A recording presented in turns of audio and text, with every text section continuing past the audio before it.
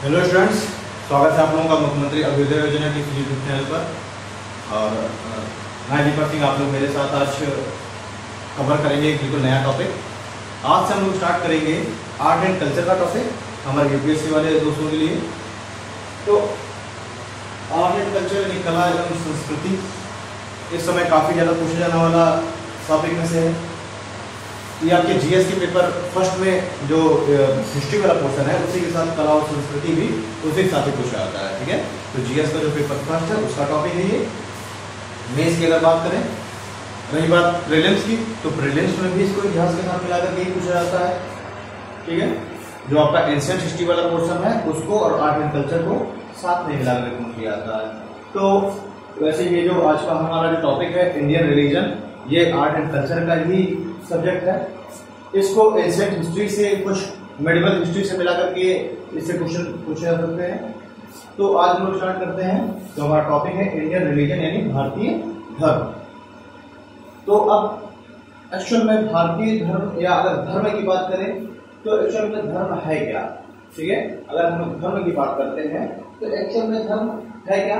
तो देखिए सीधी सी बात है, पहले एक चीज आप लोग ध्यान रखिए कि रिलीजन को हम धर्म के बराबर कभी नहीं कह सकते। यानी ये नहीं कह सकते कि धर्म और रिलीजन इक्वल है। ठीक है, धर्म एक अलग अवधारणा हो जाएगी, रिलीजन एक अलग अवधारणा हो जाएगी। धर्म एक काफी व्यापक अवधारणा है। अगर आप लोग सोच रहे हो कि हिंदू, मुस्लिम, सनातन, ईसाई, पारसी सिर्फ यही धर्म है, तो हमारा जो भारतीय संस्कृति है, क्योंकि भारत में हम लोग रहे हैं, हमें भारतीय संस्कृति के बारे में जानना है, तो हमारा जो इंडियन कल्चर है, हमारे भारतीय संस्कृति में धर्म की जो परिभाषा है उसको इससे कहीं अधिक व्यापक रूप में इसको विस्तारित किया गया है। ठीक है, धर्म की जो परिभाषा है धर्म को कहीं अधिक व्यापक मायने में इसको कवर किया गया है। धर्म को अगर हम देखें तो एक तो देखिए भारत में जो ये धर्म की जो संकल्पना है, इसमें एक जगह पर तो ईश्वर की जो सार्वभौम सत्ता है उसको स्वीकार भी किया गया है, और कुछ ऐसी जगह पर है जहां पर ईश्वर की जो सार्वभौमिक सत्ता है उसको स्वीकार नहीं भी किया गया है। जैसे कि देखें, अगर हम बात करें कि ईश्वर की सार्वभौमिक सत्ता को जहां स्वीकार नहीं किया गया है, जैसे कि आपका देखिए पितृधर्म, ये भी एक धर्म ही है। पुत्र धर्म, ठीक है, ये भी धर्म ही है। राजधर्म है ना, मानव धर्म, ये सब क्या है, ये सब धर्म ही है। तो मैं क्या कर रहा हूं, धर्म एक कहीं अधिक व्यापक संकल्पना है, जबकि रिलीजन एक संकीर्ण संकल्पना है। धर्म से अगर देखा जाए तो ये भी हम कह सकते हैं कि जो कर्तव्यों का पालन है, कर्तव्यों का पालन क्या है, धर्म है। ठीक है, अगर धर्म को हमें एक वर्ड में अगर हमें समझना है क्या है धर्म, तो हम ये कह सकते हैं कि कर्तव्यों का पालन भी धर्म है। ठीक है, पितृधर्म, पिता के कर्तव्यों का पालन करना पितृधर्म, पुत्र के कर्तव्यों का पालन करना पुत्रधर्म, मानव कर्तव्यों का पालन करना मानव धर्म, राजा के कर्तव्यों का पालन करना राजधर्म। तो धर्म क्या है, एक तरीके से कर्तव्यों का पालन करना ही धर्म है, जहां पर ईश्वर की जो सर्वोच्चता है उसको स्वीकार नहीं किया गया है। ठीक है, ईश्वर की जो सार्वभौम शक्ति है उसको स्वीकार नहीं किया गया, तो ये हो गया। उसी तरीके से एक दूसरा प्रकार भी धर्म हो जाएगा जहां पर ईश्वर की सार्वभौम सत्ता को स्वीकार किया गया। ठीक है, यहाँ पर तो क्या हो गया, जहां पर ईश्वर की सार्वभौम सत्ता को स्वीकार नहीं किया गया, उसी तरीके से जहां पर ईश्वर की सार्वभौम सत्ता को स्वीकार किया गया है, जैसे कि आपका सनातन धर्म, सनातन धर्म ईश्वर की सार्वभौम सत्ता को स्वीकार किया गया। इस्लाम, सिख, ईसाई, पारसी, यहूदी, ये सब क्या है, ये सब धर्म के ही भाग हैं जहां पर ईश्वर की सार्वभौम सत्ता को स्वीकार किया गया। तो धर्म को हमने एक तरीके से दो भागों में बांट दिया। अगर हम कहें तो वास्तव में अगर हम रिलीजन की बात करते हैं तो रिलीजन क्या है, रिलीजन ये है जहां पर ईश्वर की सार्वभौम सत्ता को स्वीकार करके और उस जो मार्ग है उसके अनुसरण करने वाले कुछ लोगों को हमने केंद्रित कर दिया। वो किस में आ जाएंगे, वो इसमें आ जाएंगे, रिलीजन। लेकिन अगर धर्म को देखें तो धर्म क्या है, हमारे सनातन संस्कृति के अनुसार धर्म की कहीं अधिक व्यापक संकल्पना है, जिसमें ईश्वर की सार्वभौम सत्ता को नहीं भी स्वीकार करके कर्मों के आधार पर, कर्तव्यों के आधार पर ही जो धर्म को किया गया, बताया गया, वो ये हो गया। और जहां पर ईश्वर की सार्वभौम सत्ता को स्वीकार करके केंद्रित किया गया, वो ये हो गया। ठीक है, तो धर्म हमने ये देखा। आगे अगर बात करें तो अगर हम लोग भारतीय संस्कृति में देखते हैं, भारत के अगर कोई धर्म को लेके लिख सकते हैं कि धर्म एक व्यापक संस्कृति के अंदर जो मानव धर्म तथा वैदिक धर्म का ही भाग है। अगर हम देखते हैं भारतीय संस्कृति में, देखिए भारतीय संस्कृति में जो धर्म है, इस धर्म शब्द को संस्कृत के ध्रा धातु से लिया गया है। जो धर्म जो शब्द है, धर्म शब्द को भारतीय संस्कृति में जो संस्कृत भाषा है, संस्कृत भाषा के ध्रा धातु से लिया गया है। और ध्रा का अर्थ क्या होता है, ध्रा का अर्थ होता है धारण करना। ध्रा का अर्थ क्या है, धारण करना। ठीक है, यानी कि किन्हीं संकल्पनाओं को, किन्हीं विचारों को, किन्हीं आचरणों को धारण करना क्या कहलाएगा, धर्म कहलाएगा। ठीक है, तो जो धर्म है, धर्म शब्द की अगर उत्पत्ति कभी आपसे पूछ दिया, धर्म शब्द की उत्पत्ति कहां से हो रही है, तो संस्कृत भाषा के ध्रा धातु से। ध्रा का मीन्स क्या है, धारण करना। ठीक है,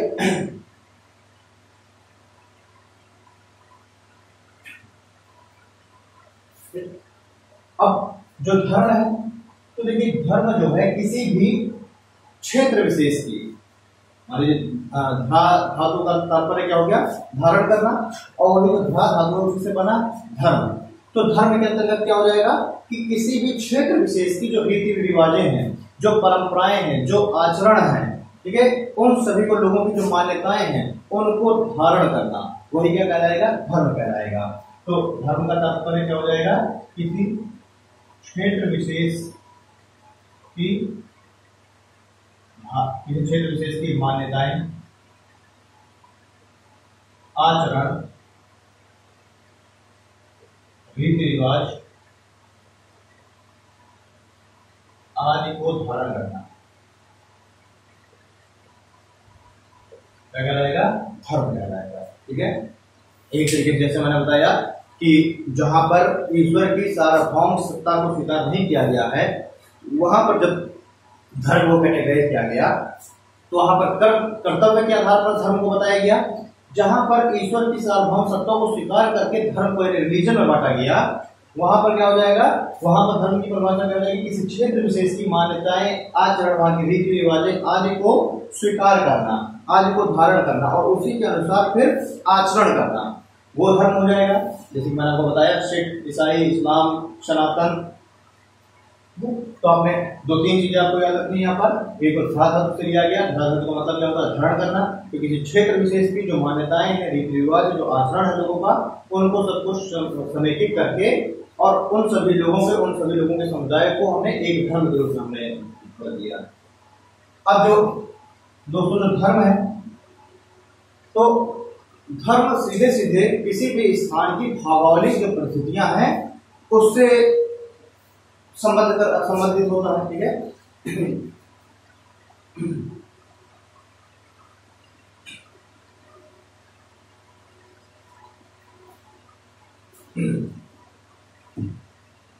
तो अगर धर्म को हम थोड़ा सा और डिफाइन करें तो हम ये कह सकते हैं कि धर्म जो है एक तरीके से, धर्म क्या है, धर्म एक तरीके से जीवन शैली है। भाई किसी भी क्षेत्र विशेष के लोगों की आचरण हो गई, मान्यताएं हो गई, रीति रिवाज हो गई, वो क्या होंगी, वो तो वहां के लोगों की एक तरीके से जीवन शैली है ना। तो धर्म का मतलब क्या है, धर्म एक जीवन शैली है, और एक जैसी जीवन शैली जीने वाले कुछ लोगों के समूह को हमने एक धर्म के रूप में हमने कह दिया, एक धर्म के रूप में हमने बांट दिया। तो धर्म क्या है, धर्म एक तरीके से, धर्म क्या है, धर्म जीवन शैली है। और जो धर्म जीवन शैली है, और जो जीवन शैली है ये भौगोलिक परिस्थितियों पर निर्भर करती है। भाई किसी भी स्थान की जो जीवन शैली होगी, भाई अगर भारत के लोग हैं या भारत के भी दक्षिण भारत के लोग हैं उनकी जीवन शैली अलग होगी, उनका रहन सहन अलग होगा, मान्यताएं रीति रिवाज आचरण उनका अलग होगा। तो जो जीवन शैली है वो जीवन शैली किसी भी स्थान की भौगोलिक परिस्थिति के अनुसार परिस्थिति पर निर्भर करती है, और इन भौगोलिक परिस्थिति और ये अलग अलग जो भौगोलिक परिस्थिति है उसी वजह से अलग अलग टाइप के हमें धर्म हमें देखने के मिल रहा है। तो धर्म क्या है? धर्म एक जीवन शैली है, और ऐसी जीवन शैली भौगोलिक परिस्थितियों की देन होती है। क्योंकि भारत में, और हम ये भी देखते हैं कि चूंकि भारत में व्यापक भौगोलिक भिन्नताएं मौजूद हैं,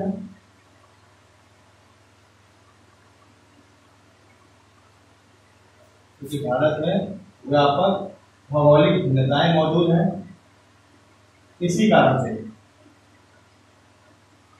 भारत में हमें बहुत सारे अलग अलग धर्मों का हमें उदय देखने के लिए मिल रहा है। ठीक है, तो यहाँ पर मैं क्या समझाना चाह रहा हूँ, समझिए कि धर्म क्या है। धर्म एक तरीके से जीवन शैली है, और जो जीवन शैली है कहीं के भी लोगों की जीवन शैली होगी वहां की भौगोलिक परिस्थितियों के अनुसार डिपेंड करेगी। यानी कि जो जीवन शैली है वो क्या होगी, वो वहां की भौगोलिक उस क्षेत्र विशेष की भौगोलिक परिस्थिति पर डिपेंड करेगी। अगर हम भारत की बात करें तो भारत में व्यापक भौगोलिक भिन्नताएं मौजूद हैं। हम भारत को विभिन्नताओं का एक तरीके से देश कह सकते हैं। यानी अगर हम दक्षिण भारत चले जाएं तो दूर दक्षिण में वहां की जो भौगोलिक स्थितियां अलग है, पूर्व में चले जाए भौगोलिक स्थितियां अलग है, हिमालय क्षेत्र में चले जाए भौगोलिक जो परिस्थितियां वो अलग है, मैदानी क्षेत्र की भौगोलिक स्थितियां अलग है। तो जब धर्म जीवन शैली पर डिपेंड करता है और जीवन शैली भौगोलिक स्थिति पर डिपेंड करती है, तो स्वाभाविक सी बात है कि हर जगह के जो क्षेत्र विशेष के जो लोग हैं उनकी मान्यताएं अलग अलग होंगी, और जब मान्यताएं अलग अलग होंगी तो उनका धर्म भी अलग अलग होगा। इसी कारण से हम देखते हैं कि भौगोलिक भिन्नताएं भारत में मौजूद होने के कारण, यही कारण है, इसी कारण से भारत में विभिन्न धर्मों का उदय हुआ। भारत में विभिन्न धर्मों का उदय हुआ। अब जब भारत में विभिन्न धर्मों का उदय हुआ, यानी कि भारत में सभी धर्मों के लिए अनुकूल परिस्थितियां मौजूद थी। जब सभी धर्मों के लिए अनुकूल परिस्थितियां मौजूद थी तो कुछ ऐसे धर्म भी जिनका उदय भारत के बाहर हुआ था वो भी भारत में आ गए, और भारत में आकर के उन्होंने भी सर्वाइव कर लिया, वो भी भारत में स्थिर हो गए। क्योंकि भारत में क्या, भारत में सभी धर्मों के लिए अनुकूल परिस्थितियां मौजूद थी। तो जो धर्म भारत में जिनका जन्म हुआ, जैसे कि आप कह सकते हैं कि जो सनातन धर्म है वही आगे चल करके हिंदू धर्म में परिणत हो गया, हिंदू धर्म कहने लग गया, सिख धर्म हो गया, बौद्ध धर्म हो गया, जैन हो गए। इन सभी धर्मों का उदय भारत में ही हो रहा है। भारत की ही जो परिस्थितियां हैं, भौगोलिक परिस्थितियां हैं, उनके अनुसार ही हो रहा है। यहाँ के जो लोग हैं उनकी जीवन शैली के अनुसार भी हो रहा है। तो जहाँ एक तरफ भारत में हिंदू, सिख, जैन और बौद्ध धर्म का विकास हो रहा है, वहीं भारत के बाहर के भी कुछ धर्म जिनका भारत की सीमाओं से बाहर जिनका विकास हुआ, जैसे कि इस्लाम, यहूदी, ईसाई, पारसी, इन सभी धर्मों का भी उदय भारत के बाहर होने के बावजूद भी वो भारत में प्रवेश कर गए, और यहीं के धर्म के यहीं के जो परिस्थितियां हैं उनके अनुसार ढल करके और यहाँ पर भी क्षेत्र में स्थापित कर दिया। ठीक है, तो ये क्या है, ये एक तरीके से धर्म हो गया। अगर हम देखें कि जो पाश्चात्य संस्कृति है, पाश्चात्य सभ्यता और संस्कृति के अनुसार ही इस धर्म को हम रिलीजन कहने लग गए। ठीक है, अगर हम संस्कृति को देखते हैं, पाश्चात्य सभ्यता को देखते हैं, तो पाश्चात्य सभ्यता के अनुसार ही यही जो धर्म है वो रिलीजन कहलाने लग गया।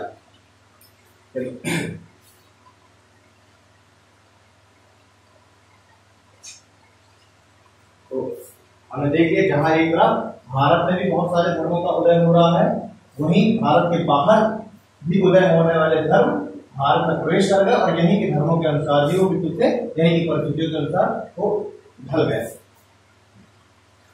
तो हमने देख लिया कुछ धर्म जो कि भारत में उदय हुआ, कुछ धर्म जो भारत के बाहर उदय हुए और फिर बाद में भारत में प्रवेश कर गए।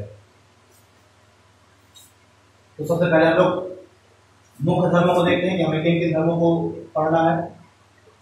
हम पढ़ेंगे सनातन धर्म। ठीक है, हम पढ़ेंगे इस्लाम को पढ़ेंगे, हम पढ़ेंगे ईसाई को पढ़ेंगे। ठीक है, कितना मुख्य धर्मों को पढ़ना है। यहूदी धर्म पढ़ेंगे, सिख धर्म को देखेंगे, बौद्ध धर्म के बारे में पढ़ना है, जैन धर्म के बारे में पढ़ेंगे, पारसी धर्म के बारे में पढ़ेंगे। ठीक है, इतने ही जो धर्म है, यानी कि अगर भारत को देखा जाए तो विभिन्नताओं का देश है भारत। ठीक है, बहुत सारी यहाँ पर सभी देखा जाए जितने भी विश्व में संस्कृतियां मौजूद है, वो सभी संस्कृतियों के लक्षण भारत में मिश्रित रूप में मिल जाएंगे। सभी जितने भी धर्म विश्व में चल रहे हैं, उन सभी धर्मों के फॉलोअर्स, सभी धर्मों के अनुयायी भारत में मिल जाएंगे।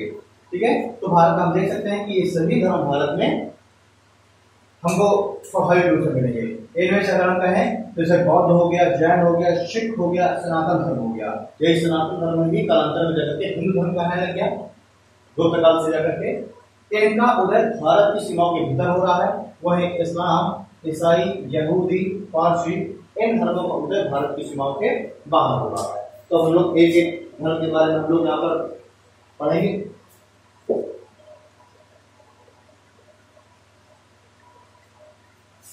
सबसे पहले हम लोग स्टार्ट करते हैं सनातन धर्म से।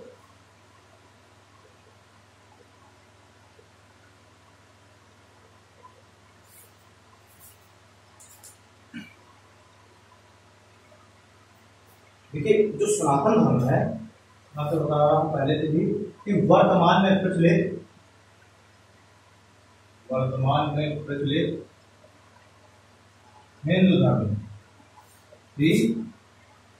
हिंदू धर्म ही सनातन धर्म है। ठीक है, तो वर्तमान में प्रचलित जो हिंदू धर्म है वही क्या है, वही सनातन धर्म है। गुप्त काल में ये जो सनातन धर्म है, इसका अगर कहा जाए विकास या इसका जो उदय है, ये गुप्त काल में हुआ। गुप्त काल में उस समय 5 धर्म प्रचलित थे। कौन कौन से? सैंधव, वैदिक, ब्राह्मण, बौद्ध और जैन। इन 5 धर्मों की जो मान्यताएं हैं, जो विशेषताएं हैं, उन सभी विशेषताओं को सम्मिलित करके एक नए धर्म का उदय हुआ, जिसको हम कहते हैं सनातन धर्म। तो इसमें अगला पॉइंट ये भी रख सकते हैं कि सनातन धर्म का विकास गुप्त काल में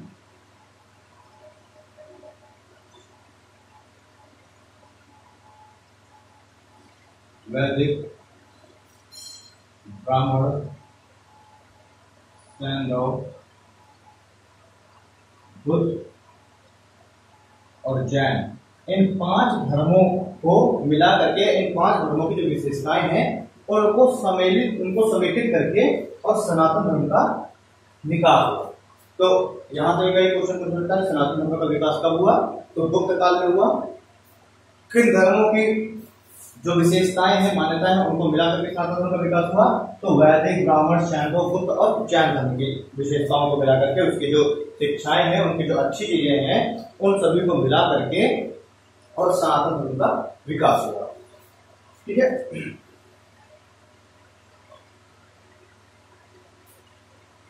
हम देखते हैं सनातन धर्म की प्रमुख विशेषताएं। सनातन धर्म की प्रमुख विशेषताओं के बारे में हम देखें कि सनातन धर्म की प्रमुख विशेषताएं क्या है।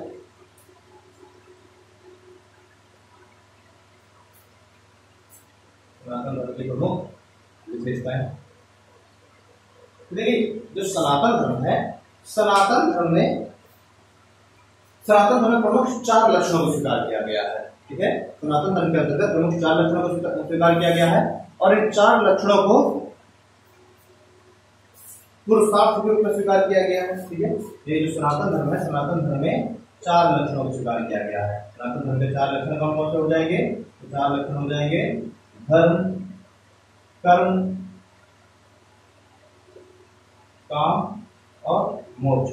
यानी कि देखिए, जो सनातन धर्म है, इस सनातन धर्म के अनुसार 4 लक्षणों को स्वीकार किया गया है। ठीक है, यानी कि जो व्यक्ति सनातन धर्म को फॉलो करता है, सनातन धर्म पर अपना विश्वास रखता है, वो इन 4 लक्षणों को स्वीकार करता है। धर्म, कर्म, काम और मोक्ष। धर्म क्या है? तो धर्म एक तरीके से, धर्म तो क्या कह सकते हैं हम लोग? कर्तव्यों का पालन करना। कर्तव्यों का पालन करना। मैं आपको पहले से बता रहा हूँ कि धर्म को हम लोग किससे रिलेट करेंगे, तो कर्तव्यों का पालन करना ही क्या है, धर्म है।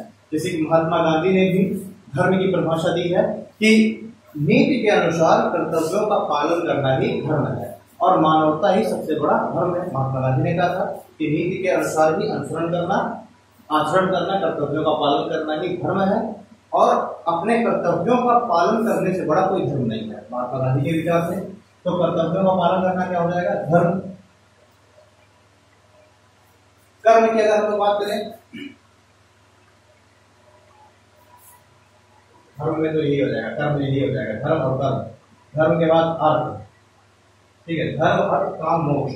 धर्म के अंतर्गत ही कर्म हो जाएगा, सभी कर्तव्यों का पालन करना क्या हो जाएगा, धर्म है। अर्थ क्या हो जाएगा, अर्थ का यहाँ से अर्थ को जो शामिल किया गया है तो क्या गया है, आर्थिक गतिविधियों का संचालन करना। आर्थिक गतिविधियों का संचालन क्या है, अर्थ। यानी कि जो सनातन धर्म है, लेकिन 4 लक्षण बताए गए हैं, धर्म अर्थ काम मोक्ष। धर्म कर्तव्यों का पालन करना, अर्थ आर्थिक गतिविधियों का संचालन, काम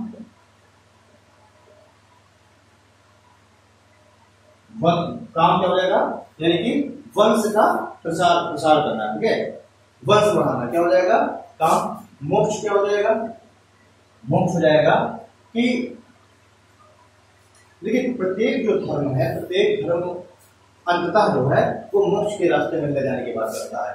यानी कि जन्म मरण की जो प्रक्रियाएं हैं, इन प्रक्रियाओं से मुक्ति, इन प्रक्रियाओं से एक तरीके से मुक्त हो जाना क्या है, मोक्ष है। तो इसमें भी यही चीज शामिल की गई है, जन्म मरण के चक्र से मुक्ति क्या हो जाएगा, मोक्ष। तो सनातन धर्म की 4 चीजें बताई गई हैं, धर्म अर्थ काम मोक्ष। तो कर्तव्यों का पालन करना, आर्थिक गतिविधियों का संचालन, वंश वृद्धि और जन्म मरण के चक्र से मुक्ति, ये 4 लक्षण हो जाएंगे। अब हम देखते हैं कि सभी जो धर्म है, सभी धर्मों ने अपना अंततः अपना जो देखा जाए कि सभी धर्मों का अंततः जो कंक्लूजन है, यानी कि सभी धर्म मोक्ष प्राप्ति की बात करते हैं। चाहे हम बात करें बौद्ध धर्म की तो उसने भी मोक्ष की प्राप्ति की बात की, इस्लाम की बात करें तो वो भी कयामत की बात करता है, हिंदू अगर सनातन धर्म की बात करें तो उसने भी मोक्ष प्राप्ति की बात की। तो मोक्ष प्राप्ति के लिए जो सनातन धर्म है, इसमें मोक्ष प्राप्ति हेतु 4 मार्ग बताए गए हैं। सनातन धर्म के अनुसार मोक्ष प्राप्ति के हेतु 4 मार्ग बताए गए हैं। ये 4 मार्ग कौन कौन से हैं, तो देखिए,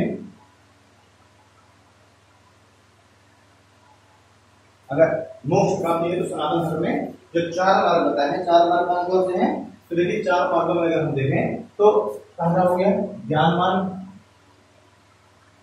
फिर कर्म मार्ग, यानी कि अगर आप ज्ञान अर्जित करें, ज्ञान के द्वारा भी आप मोक्ष प्राप्त कर सकते हैं, अच्छे कर्मों को करके भी आप मोक्ष प्राप्त कर सकते हैं, ठीक है। उसी तरीके से आप भक्ति करके भी मोक्ष प्राप्त कर सकते हैं और योग द्वारा भी मोक्ष प्राप्त कर सकते हैं। तो जो सनातन धर्म है, एक सनातन धर्म में मोक्ष प्राप्ति के 4 मार्ग बताए गए हैं, ठीक है।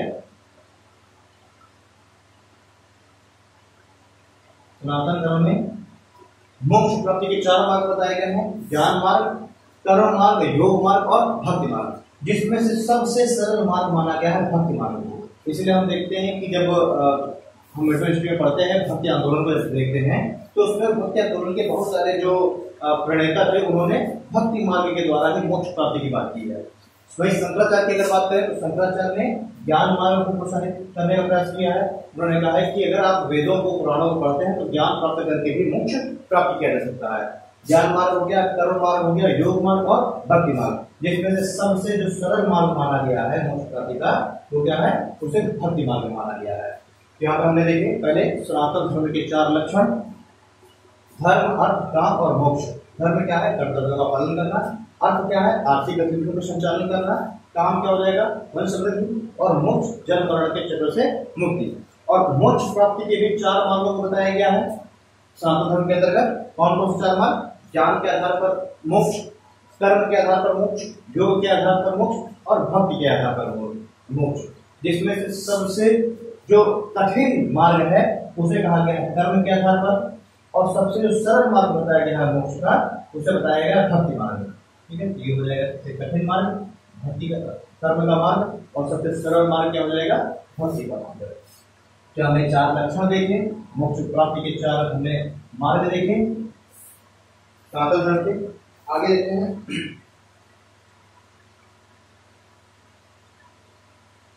तो अब जैसे आप लोगों ने सुना होगा सनातन धर्म में कहा गया है कि 84 लाख योनियों के पश्चात ही जो आत्मा है उसको मानव शरीर प्राप्त होता है, यानी कि मानव के रूप में जो जन्म है वो 84 लाख योनियों के पश्चात होता है।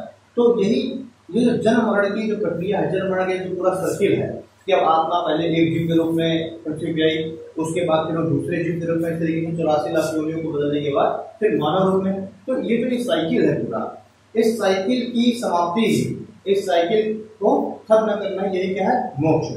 ठीक है, तो वही जो संकल्पना है 84 लाख योनियों की सनातन धर्म में ली गई, उसी से मुक्त यही क्या है मोक्ष प्राप्ति है। ठीक है,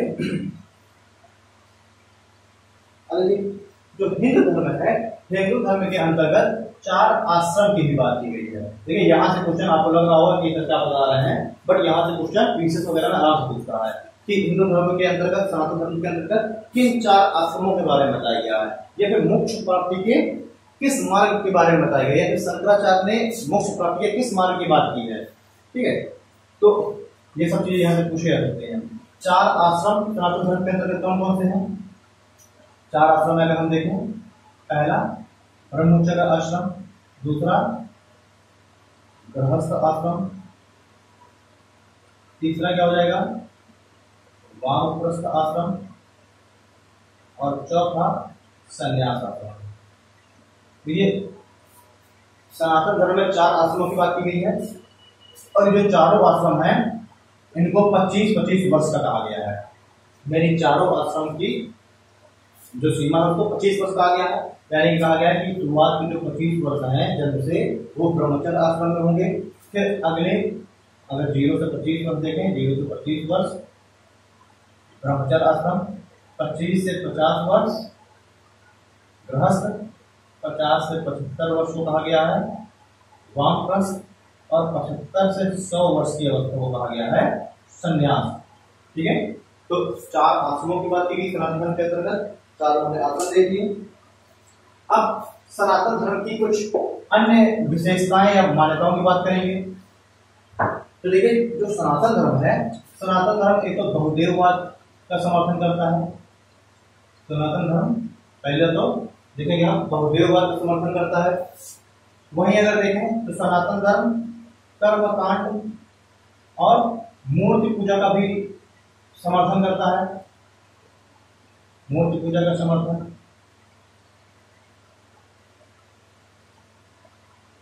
जैसे कि अगर हम ईसाई धर्म देखें, यहूदी देखें, इस्लाम देखें, तो ये सारे के सारे एकेश्वरवाद का समर्थन करते हैं। लेकिन अगर हम सनातन धर्म देखें, सनातन धर्म बहुदेववाद का समर्थन करता है, कर्मकांड और मूर्ति पूजा का समर्थन करता है। ठीक है,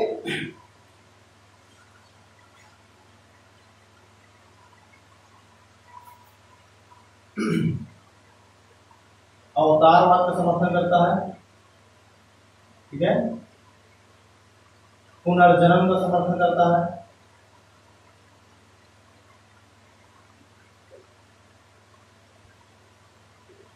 ठीक, तो सनातन धर्म जहां बहुदेववाद का समर्थन करता है, वहीं कर्मकांड और मूर्ति पूजा का भी करता है।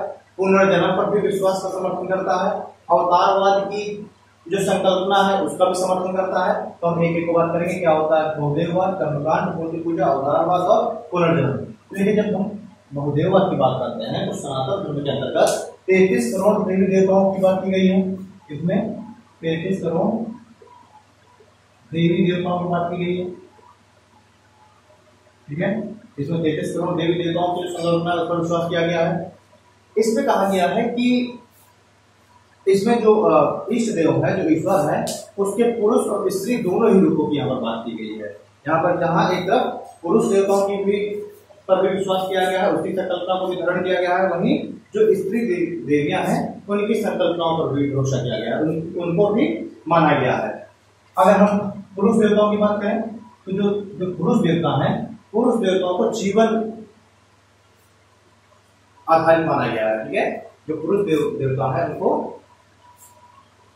जो पुरुष देवता है उनको जीवन पर आधारित माना गया है। जैसे कि अगर हम बात करें ब्रह्मा, तो ब्रह्मा को क्या माना गया है? ब्रह्मा को माना गया है सृजनकर्ता, ब्रह्मा को माना गया है सृजनकर्ता।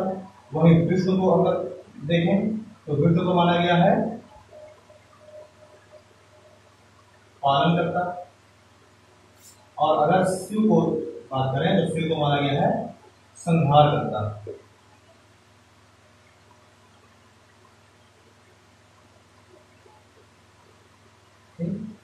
तो जहां जो पुरुष देवता है उनको जीवन से संबंधित माना गया है, यानी जो ब्रह्मा है वो सृजन करते हैं, विष्णु पालन और शिव संहार करते हैं।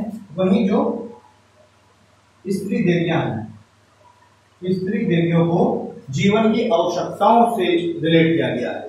ठीक है, वहीं जो स्त्री देवियां हैं इनको जीवन की आवश्यकता, जीवन की आवश्यकता से रिलेट किया गया है।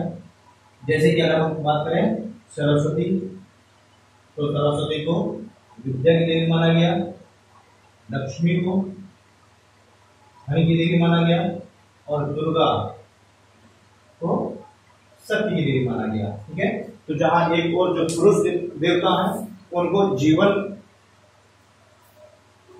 देने वाला कहा गया, यानी कि सृजनकर्ता, पालनकर्ता, संहारकर्ता, और वहीं जो स्त्री देवियां हैं उनको जीवन की आवश्यकताओं की पूर्ति करने वाला माना गया। ठीक है, तो ये बहुदेववाद का समर्थन की बात हो गई सनातन धर्म के अंतर्गत। 133 करोड़ देवी देवता, उसके बाद पुरुष देवता, स्त्री देवियों की भी बात की गई। साथ ही साथ यहाँ पर अर्धनारीश्वर की जो संकल्पना है उसको भी बदल दिया गया। यहाँ कहा गया है कि जो देवता है वो अर्धनारीश्वर की संकल्पना पर बदल दिया गया। यहाँ पर शिव की अर्धनारीश्वर को यहाँ पर स्वीकार किया गया। साथ ही साथ अगर यहाँ पर बात करते हैं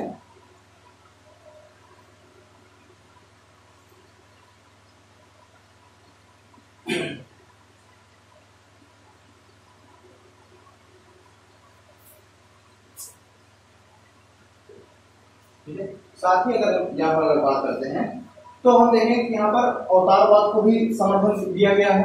ठीक है, एक तो यहाँ पर जो आराध्य है, आराध्य के रूप में 33 करोड़ देवी देवताओं को शामिल किया गया, जिसमें स्त्री पुरुष दोनों ही देवी देवताओं को शामिल किया गया। पुरुष देवताओं ने मैंने बात कर लिया कि जीवन से संबंधित माना गया है उनको, और जो स्त्री देवियां हैं उनको जीवन की आवश्यकताओं से संबंधित माना गया है। वहीं अगर हम बात कर लें सेकेंड पॉइंट अवतारवाद की, अगर हम अवतारवाद की बात करें तो यहाँ पर अवतारवाद की संकल्पना पर भी विश्वास किया गया है। यहाँ पर कुछ देवताओं को पुरुष या मानव के रूप में स्वीकार किया गया है, कुछ जो देवता है उनको मानव रूप में स्वीकार किया गया है। अवतारवाद में देखिए, अवतारवाद में कुछ देवताओं को मानव रूप में भी स्वीकार किया गया है। जैसे कि अगर हम बात कर लें विष्णु की, तो विष्णु के 10 अवतारों की यहाँ पर बात की गई है। विष्णु के 10 अवतारों पर विश्वास किया गया है। 10 अवतार कौन कौन से हो जाएंगे? जैसे कि मत्स्य, दूसरा कच्छप, तीसरा वराह, चौथा अवतार अगर देखें हम नरसिंह। देखिए इसमें सभी संकल्पनाएं लेके आ गई। मत्स्य, कच्छप, वराह, ये एक तरीके आगे कि प्रकृतिवाद पर इन्होंने भरोसा किया। आगे हम देखेंगे कि प्रकृति पूजा को भी सनातन धर्म में शामिल किया गया, जहां वृक्षों की पूजा, नदियों की पूजा, ठीक है, पशु पक्षियों की पूजा, पर्वतों की पूजा, ये सभी शामिल की गई। तो एक तरीके से जो प्रकृतिवाद है वो भी इसमें शामिल किया गया अवतारवाद में। नरसिंह देखिए, नरसिंह आधा पशु और आधा मानव की संकल्पना में स्वीकार किया गया।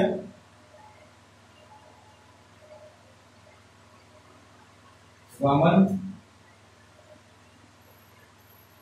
परशुराम,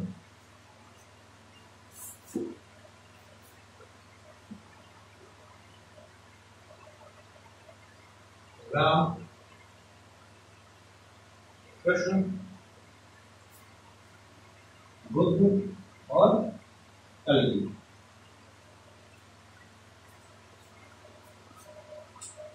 ठीक है, तो यहाँ पर देखिए विष्णु के 10 अवतारों की यहाँ पर बात की गई, जिसमें हम देख सकते हैं वामन अवतार, राम अवतार और कृष्ण अवतार, फिर आगे बुद्ध और कल्कि। ये सब क्या है, ये देवताओं के जो मानव स्वरूप है उस पर जो विश्वास किया गया, उसकी जो संकल्पना यहाँ पर शामिल की गई, धारण की गई, वो यहाँ पर हमने देख लिया। ठीक है, चलिए अवतारवाद में हमने देख लिया विष्णु के 10 अवतार। उसी तरीके से अवतारवाद में हम शिव की बात करें तो शिव की भी 18 अवतारों की बात की गई है, जिसमें से जो हनुमान है ये मुख्य अवतार शामिल किए गए, रुद्र और हनुमान मुख्य रूप से ये हैं। बाकी शिव के 18 अवतारों की और भी बात की गई है। प्रकृतिवाद में अगर बात करें तो सनातन धर्म प्रकृति की पूजा पर भी बल देने की बात करता है, जहां एक और नदियों की पूजा की बात करता है, वहीं पर्वतों, पशु पक्षियों।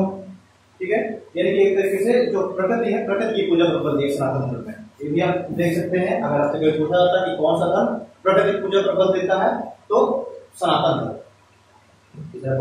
इसी में लिख लेंगे प्रकृतिवाद, यानी प्रकृति पूजा पर बल।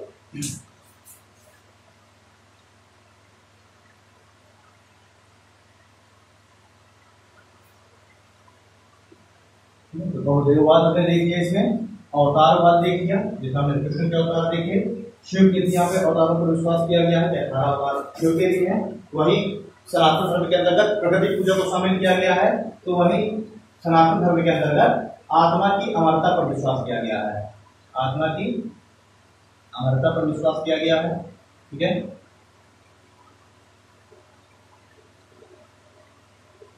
प्रकृति पूजा पर बल दिया गया है। ये सारी की सारी क्या हो जाएंगी, ये सारी सनातन धर्म की विशेषताएं हैं। बहुदेववाद पर विश्वास, अवतारवाद पर विश्वास, प्रकृति पूजा पर बल दिया गया, आत्मा की अमरता पर विश्वास।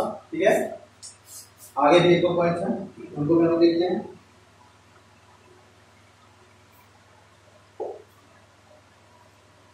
हाँ, इसी में अच्छा, हाँ, पांचवा पॉइंट इसी में क्या है, कर्मकांड और मूर्ति पूजा।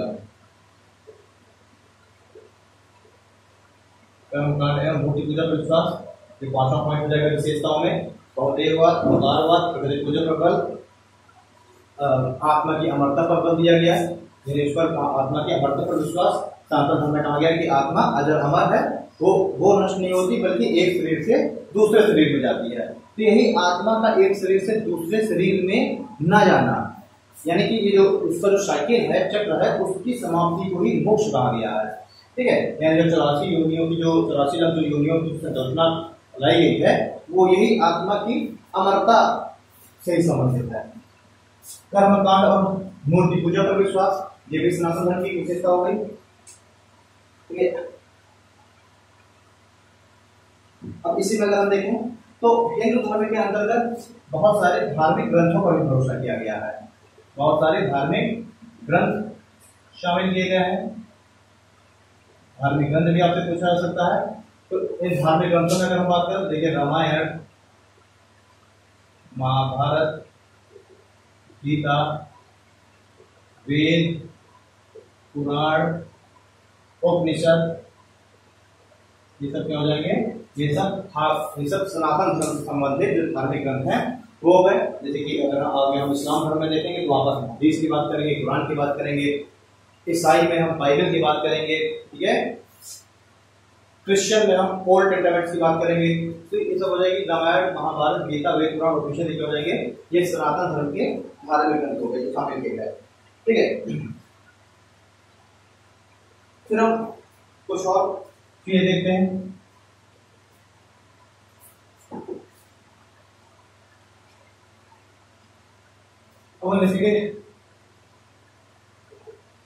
हिंदू धर्म के अंतर्गत प्रमुख स्थल, या अगर बात करें शंकराचार्य द्वारा स्थापित मठ, यहाँ से जैसे क्वेश्चन पूछा जाता है, हिंदू धर्म के अंतर्गत प्रमुख स्थल या शंकराचार्य द्वारा स्थापित मठ। तो शंकराचार्य के द्वारा 4 मठों की स्थापना की गई, कौन कौन से?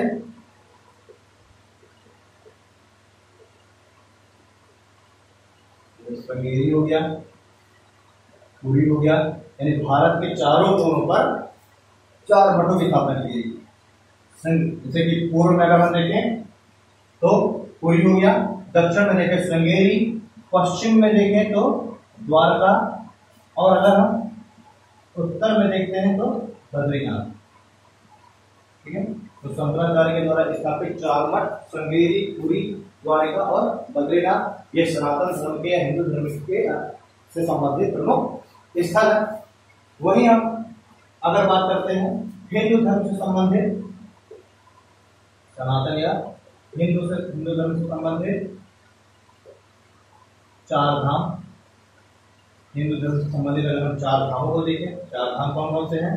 देखिए, पूर्व में एक तो जहाँ पुरी हो गया, वहीं अगर हम दक्षिण में बात करें तो दक्षिण में रामेश्वरम, तो वहीं पश्चिम में अगर बात करते हैं तो द्वारका, और उत्तर में बात करते हैं तो केदारनाथ। ये 4 धाम हो गए सनातन धर्म से संबंधित।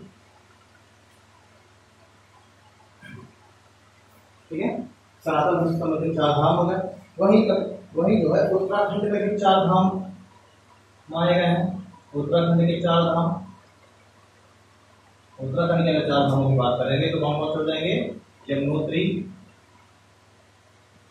गंगोत्री, केदारनाथ और बद्रीनाथ। ये देखिए, पश्चिम से पूर्व ये क्रम से है, पश्चिम से पूर्व जो है क्रम से है। सबसे पश्चिम यमुनोत्री, गंगोत्री, केदारनाथ और सबसे पूर्व में बद्रीनाथ। तो हिंदू धर्म के अंदर हमने 4 मठ देखी शंकराचार्य द्वारा स्थापित भारत के चारों कोनों पर, श्रृंगेरी, पुरी, द्वारका और बद्रीनाथ। उसी तरीके से हिंदू धर्म के 4 धाम पुरी, रामेश्वर, द्वारका, केदारनाथ। उत्तराखंड के 4 धाम यमुनोत्री, गंगोत्री, केदारनाथ और बद्रीनाथ। चलिए आगे इसी में देखते हैं 4 कुंभ को भी शामिल किया गया है सनातन धर्म के अंतर्गत।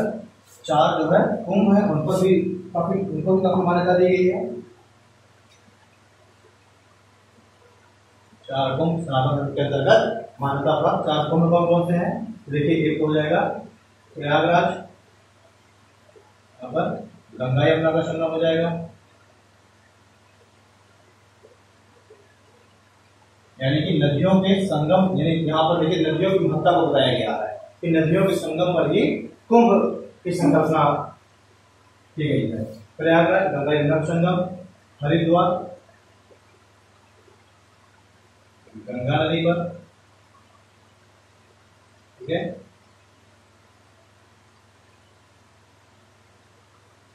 उज्जैन में शिप्रा नदी पर, और नासिक में गोदावरी पर। ठीक है, ये कहाँ हो जाएगा? ये उत्तर प्रदेश, उत्तराखंड, मध्य प्रदेश और महाराष्ट्र। ठीक है, इसी तरीके से हमने 4 कुंभ देखिए। इसी तरीके से सनातन धर्म में 52 शक्ति पीठों की भी संकल्पना की गई है। शक्ति धर्म में 52 शक्ति पीठों की भी संकल्पना की गई है। ये शक्ति पीठ क्या है? 52 शक्ति पीठ क्या है? तो देखिए, यहाँ पर सनातन धर्म में जो सती हैं, जिनको पार्वती का पहला अवतार माना जाता है, शिव की पत्नी, तो मान्यता ऐसी है, पौराणिक मान्यता कि जो सती है, सती ने आत्मदाह कर लिया था। पीछे की उसकी कहानी और भी है कि उनके पिता के द्वारा शिव जी का अपमान कर दिया गया था, तो इसकी वजह से उन्होंने आत्मदाह कर लिया था। तो जब शिव जी सती को लेकर के जा रहे थे आकाश मार्ग से, तो उनके शरीर के जो हिस्से जहां पर भी गिरे, ठीक है, धरती पर उनके शरीर के जो भी हिस्से जहां पर भी गिरे, उनको शक्तिपीठ के रूप में मान्यता दी गई। और शक्तिपीठ के रूप में आज वर्तमान में अगर हम देखें तो उनकी वो जो है हिंदू धर्म के, अगर हम कहें सनातन धर्म के लिए, वो पूजा स्थल के रूप में स्थापित हो गए। ठीक है, तो सनातन धर्म में इन शक्तिपीठों की काफी ज्यादा अहमियत है। तो ये शक्तिपीठ है क्या? तो जहां पर सती के अंग गिरे वही शक्तिपीठ है। 52 शक्तिपीठ आप लोग नाम सुनते हैं, कांगड़ा सुनते हैं, आप ज्वाला देवी सुनते हैं, तो ऐसे 52 शक्तिपीठ है। ठीक है, भारत के अंदर। तो ये पावन शक्तिपीठ हो गए। कभी अगर पूछा जाता है तो इस सती से रिलेटेड भी है पावन शक्तिपीठ। सती कौन है? तो पार्वती का पहला अवतार मान जाता है सती को। पावन शक्तिपीठ की संकल्पना होगी यहाँ पर। इसी तरीके से हम देखें तो सनातन धर्म के अंतर्गत 12 ज्योतिर्लिंग, 12 ज्योतिर्लिंग की संकल्पना की गई है। यानी शिव जी से संबंधित 12 ज्योतिर्लिंग की भी संकल्पना की गई है। तो 12 ज्योतिर्लिंग आपसे कभी पूछ ले सकते हैं 12 ज्योतिर्लिंग में कौन कौन से हो जाएंगे। तो जैसे कि हम देखते हैं एक आपका केदारनाथ की है। केदारनाथ कहाँ? उत्तराखंड। दूसरा देखें काशी में विश्वनाथ, बनारस में विश्वनाथ, उत्तर प्रदेश। तीसरा हम देखें बैजनाथ, झारखंड।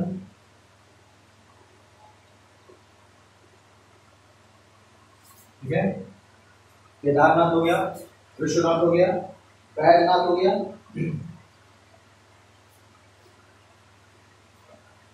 सोमनाथ हम लोगों ने सुन नहीं रखा है। सोमनाथ गुजरात। पांचवा नागेश्वर, केदारनाथ, विश्वनाथ, बैजनाथ, सोमनाथ, नागेश्वर भी गुजरात में, त्र्यंबकेश्वर, नागेश्वर भी गुजरात में। देखिए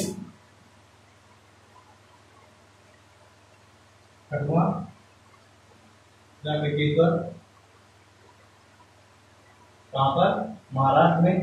त्र्यंबकेश्वर वही जगह है जहां से गोदावरी नदी का उद्गम होता है महाराष्ट्र में। तो त्र्यंबकेश्वर महाराष्ट्र।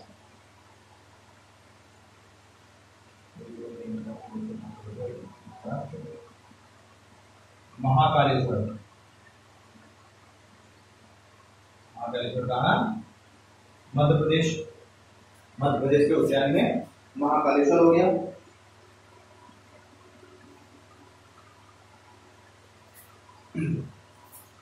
आठवां बेड़ेश्वर। बेड़ेश्वर कहाँ है? जो औरंगाबाद महाराष्ट्र में है। औरंगाबाद महाराष्ट्र में। नौवां अगर देखें तो मल्लिकार्जुन। मल्लिकार्जुन कहाँ है? ये तेलंगाना में है। नवा मल्लिकार्जुन हो गया तेलंगाना में। ठीक है, वही पुणे में भीमा शंकर। पुणे में भीमा शंकर हो गया।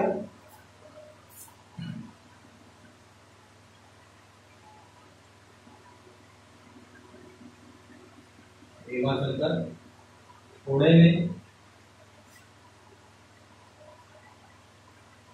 रामेश्वरम तमिलनाडु। ठीक है, 12 हो गए। केदारनाथ, विश्वनाथ, बैजनाथ, सोमनाथ, नागेश्वर, त्र्यंबकेश्वर, महाकालेश्वर, बेड़ेश्वर, मल्लिकार्जुन, भीमा शंकर, रामेश्वरम। ये कौन बचा? ओमकारेश्वर। ओमकारेश्वर। ठीक है, ये कहां पर है? ये खांडवा मध्य प्रदेश में है। देखिए जहां चार कुंभ की हमने बात कर ली, 4 मठों की बात कर ली शंकराचार्य द्वारा स्थापित। 4 हम लोगों ने बात कर ली हिंदू धर्म से संबंधित जो कहा जाए तो प्रसिद्ध जो प्रमुख जो तीर्थ स्थल है उनकी हमने बात कर लिया। 52 जो है शक्तिपीठ है भारत के अंदर। रिलेटेड कैसे आप देखिए 52 की यहाँ पर बात करना संभव है नहीं, तो आप लोग गूगल में आप लोग सर्च कर सकते हैं 52 शक्तिपीठ कौन कौन से हैं। और आपको मैंने बता दिया जैसे हिमाचल में ज्वाला देवी है, कांगड़ा देवी है। ठीक है, तो ये सब चीजें हो गई। 12 ज्योतिर्लिंगों की हमने बात कर ली। तो 12 ज्योतिर्लिंग यहाँ पर आप लोगों ने देख लिया। चलिए अब ये 12 ज्योतिर्लिंग हो गए। अब हम लोग देखेंगे कि सनातन धर्म से संबंधित या हिंदू धर्म से संबंधित प्रमुख जो मंदिर वगैरह है, ठीक है, वो कौन कौन से हैं।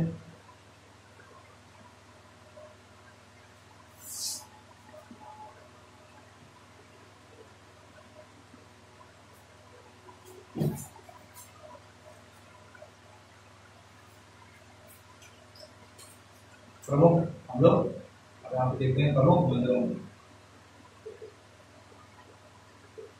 प्रमुख मंदिर को देखें तो देखते हैं हिंदू धर्म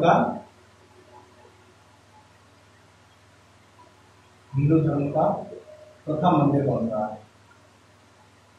हिंदू धर्म से संबंधित प्रथम मंदिर कौन सा है? देखिए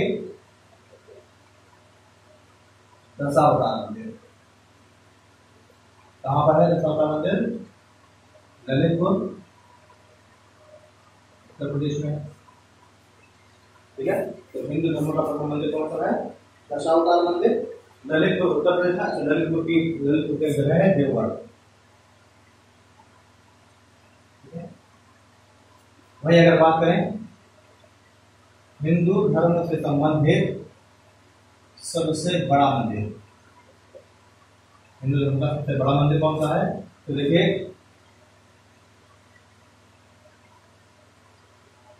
अंकोर वाट मंदिर है। अंकोर वाट मंदिर किससे संबंधित है? तो विष्णु से संबंधित है। कहाँ पर? तो कंबोडिया में है। ठीक है, कंबोडिया में स्थित है। अंकोर वाट मंदिर किससे संबंधित है? विष्णु से संबंधित है। हिंदू धर्म का वर्तमान में सबसे बड़ा मंदिर है अंकोर वाट मंदिर। ठीक है, सबसे ऊंचा मंदिर की बात करें हिंदू धर्म से संबंधित सबसे ऊंचा मंदिर, हिंदू धर्म का सबसे ऊंचा मंदिर कौन सा है? तो ये है बृहदेश्वर। बृहदेश्वर मंदिर कहाँ पर है? तंजौर में है। बृहदेश्वर मंदिर तंजौर में हिंदू धर्म से संबंधित भारत का हिंदू धर्म से संबंधित सबसे ऊंचा मंदिर बृहदेश्वर मंदिर। ठीक है, वहीं अगर सबसे बड़े मंदिर की बात कर लें, भारत में सबसे बड़े मंदिर की बात कर लें, भारत में सबसे बड़ा मंदिर कौन सा है? तो रंगनाथ मंदिर, इसी को हम अक्षरधाम भी कहते हैं। कहाँ पर है? दिल्ली में। ठीक, चलिए तो हमने देखिए सबसे ऊंचा मंदिर देख लिया हिंदू धर्म का मंदिर, हिंदू धर्म का सबसे बड़ा मंदिर अंकोर वाट कंबोडिया में, हिंदू धर्म का प्रथम मंदिर दशावतार मंदिर देवगढ़ ललितपुर में, सबसे बड़ा मंदिर रंगनाथ मंदिर। ठीक है, अब बिहार में विराट नारायण मंदिर अभी निर्माणाधीन है। तो जब वो निर्माण होकर के पूरा हो जाएगा बिहार का विराट नारायण मंदिर, तब वो हिंदू धर्म का सबसे बड़ा मंदिर कहलाएगा। ठीक है, उसी तरीके से वाराणसी का मथुरा में भी वृंदावन, हाँ उस तरीके से वृंदावन भी एक मंदिर निर्माणाधीन है। जब उसका निर्माण कार्य पूरा हो जाएगा तो वो फिर हिंदू धर्म का सबसे ऊंचा मंदिर हो जाएगा। देखिए दो मंदिर हैं, एक तो बिहार का विराट नारायण मंदिर, विराट नारायण मंदिर ये अभी निर्माणाधीन है। जब इसका निर्माण कार्य पूरा हो जाएगा तो ये भारत का सबसे बड़ा मंदिर होगा। ठीक, उसी तरीके से वृंदावन में मंदिर बन रहा है, ये भी निर्माणाधीन है। इसका जब निर्माण कार्य पूरा हो जाएगा फिर सबसे ऊंचा हो जाएगा। ठीक है, बिहार का विराट नारायण। अच्छा, अयोध्या का राम मंदिर जो बन रहा है इसको भी चेक करेंगे। आप क्या कर सकते हैं कि उसके बनने के बाद सबसे बड़ा मंदिर वो हो जाएगा या फिर बिहार का विराट नारायण हो जाएगा। खैर उससे पहले तो अयोध्या के राम मंदिर से पहले तो ये भी बन जाएगा। तो जब तक वो बनकर रेडी हो जाएगा तब तक तो सबसे बड़ा ये रहेगा। फिर जब वो बन के रेडी हो जाएगा तो फिर उसको देखना पड़ेगा वो ज्यादा बड़ा है या फिर ये ज्यादा बड़ा। संभवतः अयोध्या का राम मंदिर ज्यादा बड़ा होगा, लेकिन जब तक वो बन के रेडी नहीं हो जाएगा तब तक तो सबसे बड़े मंदिर का जो किताब है किसी को मिलेगा, ये नहीं कहलाएगा। तो सबसे ऊंचा मंदिर वृंदावन का मंदिर है जो कि निर्माणाधीन है। तो इस तरीके से हम लोगों ने सनातन धर्म को मुझे लग रहा है काफी अच्छे से हम लोगों ने कवर कर लिया है। सारी मुख्य बातें हम लोगों ने कवर कर लिया है सनातन धर्म के संबंधित। अब हम लोग बात करेंगे इस्लाम धर्म की। काफी ज्यादा समय लेंगे इस बातों पर। ये क्लास मुझे लग रहा है संभवतः 3 क्लासों में इसको कवर करना पड़ेगा। कल शनिवार है तो कल भी संभवतः मैं इसी से संबंधित क्लास दूंगा, इस्लाम धर्म से संबंधित क्लास दूंगा। और फिर मंडे की क्लास होगी वो भी इसी से होगी, रिलीजन संबंधित। ये रिलीजन 3 क्लास लेकर के जाएगा, इसमें सभी धर्मों को हम कवर कर लेंगे। जिसमें देखिए जो आपका बौद्ध और जैन धर्म है उसमें जो हम यहाँ पर आर्ट एंड कल्चर पढ़ेंगे उसी उससे जो है आपके इतिहास वाले पोर्शन में भी क्वेश्चन पूछे जाते हैं, क्योंकि आपको जो एंशिएंट हिस्ट्री में है उसमें बौद्ध और जैन हमको एंशिएंट हिस्ट्री में शामिल किया गया है, तो उसको हम लोग यहीं पर कवर कर लेंगे। तो आपका आर्ट एंड कल्चर और एंशिएंट हिस्ट्री दोनों का क्वेश्चन कवर हो जाएगा। अब हम बात करते हैं इस्लाम।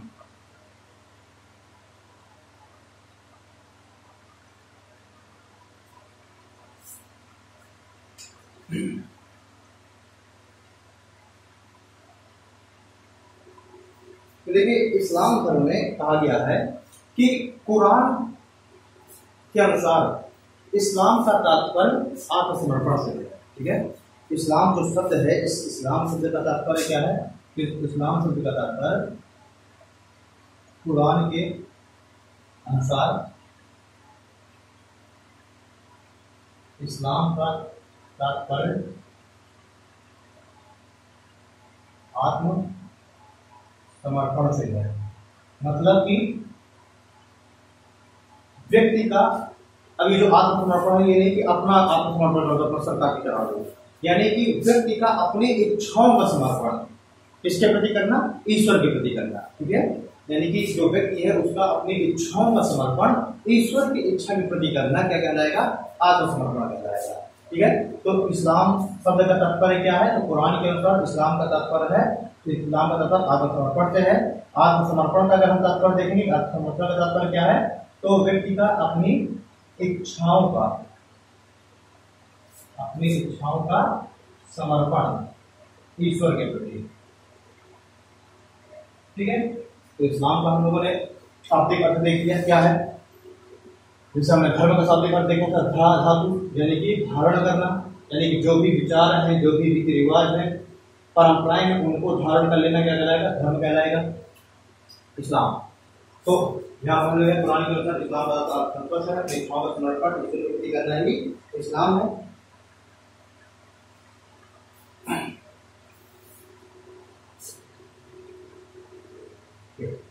चलिए अब अगर हम बात करें तो इस्लाम धर्म के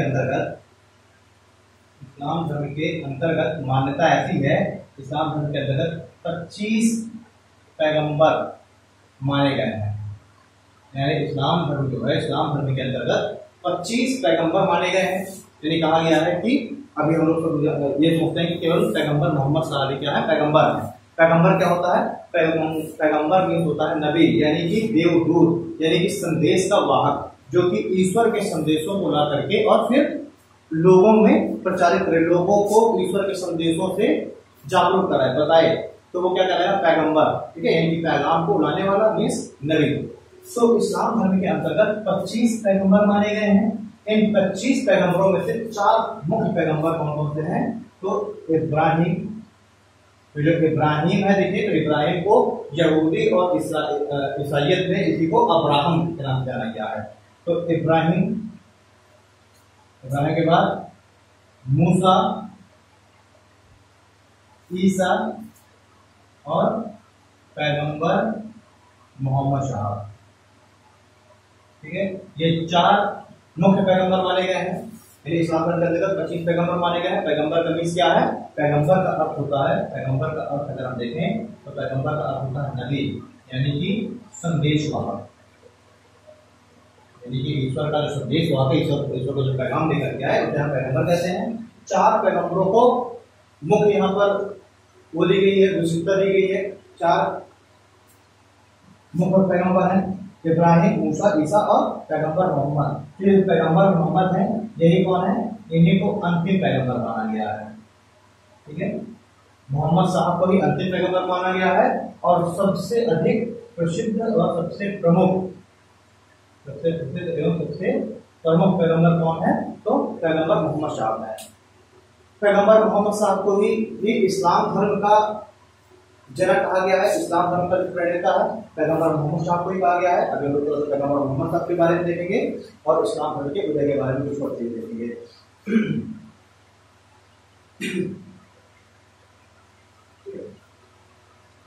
तो ये इस्लाम धर्म के 25 पैगंबर हो गए, उसके नबी यानी संदेश वाहक, देश की देवदूत, पैगंबरों को देवदूत कहा गया है। ये जो 4 पैगंबर हैं ये भी क्या हो जाएंगे, ये भी देवदूत ही हो जाएंगे। ठीक है, चलिए आगे हम बात करते हैं।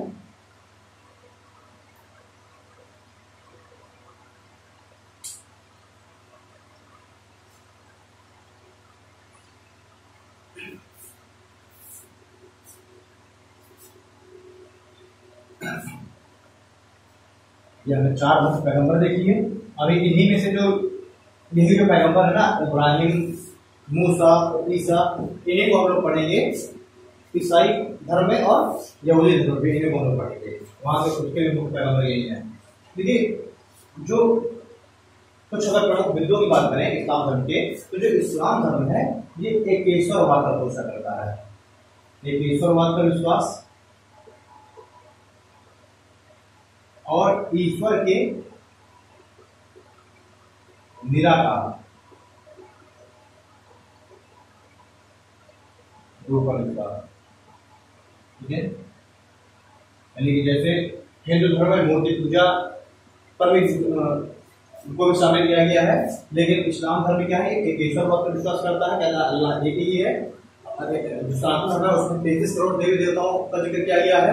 विष्णु के भी 10 अवतारों की बात की गई है, शिव के 18 अवतारों की बात की गई है। पर इस्लाम धर्म में ऐसा नहीं है। ये क्या करता है, एक ईश्वरवाद पर विश्वास करता है, ईश्वर के निराकार रूप पर विश्वास करता है। ठीक है, ईश्वर के निराकार रूप पर विश्वास करता है इस्लाम धर्म। और साथ ही साथ जो इस्लाम धर्म है, इस्लाम में कयामत के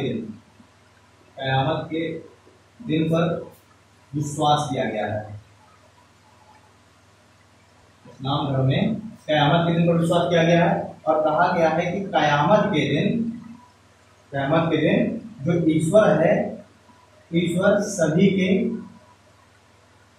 पाप और पुण्य का हिसाब करेगा। ठीक है, तो यहाँ पर कयामत के दिन पर विश्वास किया गया और कहा गया है कि कयामत के दिन ईश्वर सभी के पाप और पुण्य का हिसाब करेगा और सभी के पाप और पुण्य के हिसाब से ही सभी को पुरस्कार या फिर दंड देगा। ठीक है, तो यहाँ पर इस्लाम धर्म में कयामत के दिन पर विश्वास किया गया है, ये पॉइंट आपको याद रखना है। और कहा गया है कि ईश्वर कयामत के दिन सभी के पाप और पुण्य का हिसाब करेगा और कयामत के दिन ही पाप और पुण्य के हिसाब से ही लोगों को पुरस्कार देगा और जो पुण्य जिसने किए होंगे उसको दंडित करेगा। यहाँ पर आप लोगों ने एक पॉइंट देख लिया।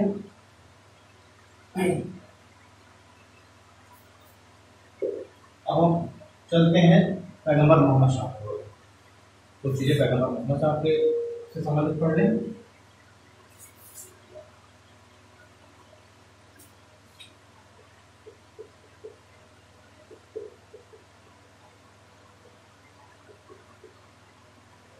देखिए, पैगंबर मोहम्मद साहब का जन्म 570 ईस्वी में 570 ईस्वी में कहा हुआ था, मक्का के कुरैश कबीले में हुआ था। मक्के के कुरैश कबीला में हुआ था। ठीक है, तो पैगंबर मोहम्मद साहब 570 ईस्वी में कहा हुआ था, मक्का के कुरैश कबीले में हुआ था। ठीक है, इनके पिता का नाम अब्दुल्ला था और माता का नाम मीना था। ठीक है, हाँ, मीना था माता का नाम और पिता का नाम अब्दुल्ला था। जब ये 20 वर्ष की अवस्था के होते हैं, 25 वर्ष की अवस्था के, जब 25 वर्ष की अवस्था के होते हैं तो ये खादिजा नामक स्त्री से विवाह कर लेते हैं। ठीक है, फिर वो कुछ समय के पश्चात इनको ज्ञान की प्राप्त होती है। कहा जाता है कि वही मक्का में काला पहाड़ी जगह थी, वहीं पर इनको जिब्राइल ने आकर के, जिब्राइल से देवदूत माना जाता था, और उसने आकर के मोहम्मद साहब को दर्शन दिए और उनको बताया कि आप जो है नबी हैं, यानी कि ईश्वर के द्वारा भेजे गए एक संदेशवाहक हैं और ईश्वर के संदेशों को तुम्हें आम लोगों में प्रचारित करना है, ईश्वर के संदेशों को आम लोगों में बताना है। वहीं से इनको ज्ञान की प्राप्ति होती है और ये अपने आप को नबी कहने लगते हैं, यानी कि ईश्वर का भेजा गया पैगंबर संदेशवाहक कहने लग जाते हैं। ठीक है, अब ये जो कुरैश कबीले हैं इसकी मान्यताएं अलग थी। अब इन्होंने जब ईश्वर की इन्होंने अल्लाह की जो संदेश है, कहा कि अल्लाह ने मुझे संदेश दिया है, जिब्राइल के द्वारा भेजा है, और उन्होंने जब अपने संदेशों से कुरैश कबीले के लोगों को प्रसारित करना चालू कर दिया, अपने संदेशों को, अपने विचारों को, तो कुरैश कबीले के बहुत सारे लोग इनके विरोध में हो गए। ठीक है, कुछ समय पश्चात भी इनके पिता की मृत्यु हो जाती है, माता की मृत्यु हो जाएगी। वो लोग पिता की मृत्यु तो उनके जन्म से पहले हो जाती है, तो समय पश्चात जब 9 वर्ष के माता की भी मृत्यु होती है। लेकिन जब 40 वर्ष की अवस्था के होते हैं, उस समय इनके चाचा की और इनकी जो ये पत्नी है खदीजा, इसकी मृत्यु हो जाती है लगभग 619 के आसपास। ठीक है, 670 में जन्म हुआ और 619 में मृत्यु होती है। ठीक है, तो तकरीबन 49 ईयर्स की एज के थे। तो इनकी पत्नी खदीजा की मृत्यु हो जाती है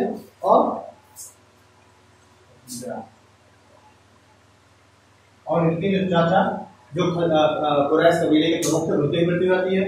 अब जब इनकी मृत्यु हो जाएगी तो कुरैश कबीले के जो लोग हैं जो कि इनके विचारों से सहमत नहीं थे वो इनका विरोध करना प्रारंभ कर देंगे। जब तक इनके चाचा कुरैश कबीले के प्रमुख थे तब तक वो अपना संरक्षण देते रहे, भले ही इनका धर्म उन्होंने स्वीकार नहीं किया पर फिर भी इनको संरक्षण देते रहे। लेकिन जैसे इनके चाचा की मृत्यु हो जाती है, अबू तालिब नाम है इनके चाचा का, ठीक है, जैसे इनके चाचा अबू तालिब की मृत्यु हो जाएगी तो कुरैश कबीले के जो लोग हैं अब इनका विरोध करने लगेंगे और इनके जो है इनको मारने का षड्यंत्र करने लगेंगे। जब इनका षड्यंत्र होने लगेगा मारने का तो उसी समय मदीना के जो लोग हैं, मदीना वाले इनको मदीना आने का आमंत्रण देंगे। इन्हें कहेंगे कि मक्का में आप सुरक्षित नहीं है और आप मदीना जाइए, क्योंकि मदीना के कुछ लोग इनके जो विचार हैं, इनके जो संदेश है उनसे काफी ज्यादा प्रभावित हो चुके थे। तो मदीना के लोग इनको मदीना आने का आमंत्रण देंगे। अब चूंकि 1919 में पुत्री की मृत्यु हो चुकी है, चाचा की मृत्यु हो गई है, तो 622 ईस्वी में पैगंबर मोहम्मद साहब मक्का से मदीना की यात्रा करते हैं। यानी मक्का छोड़ करके कहाँ चले जाएंगे? मदीना चले जाएंगे। कब? 622 ईस्वी में। तो इनका ये मक्का से मदीना जाना यही क्या कहलाता है? यही कहलाता है हिजरत। ठीक है, कहीं कहीं आपको हिजरत भी लिखा हुआ मिलेगा, यही कहलाता है हिजरत।